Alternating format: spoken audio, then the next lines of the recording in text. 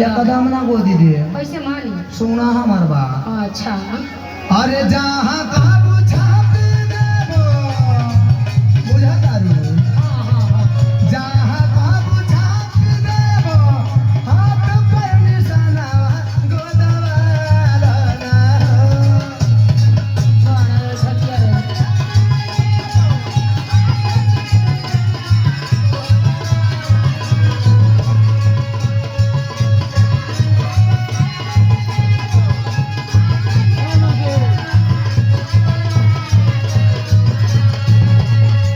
जहाँ काबू छाप देबो हाथ पर निशाना गोदवा लाना भला की तू गोदाना गोदाना भला के तू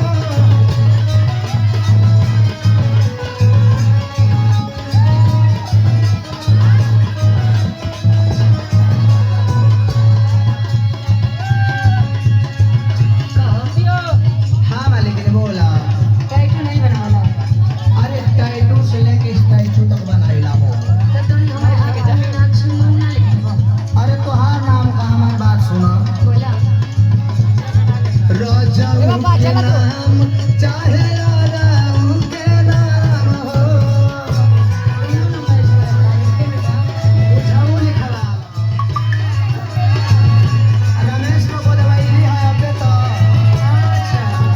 गुलशनो को लिखवाई है बड़ा सुंदर लागी ढेरोले तोरई के दाम हो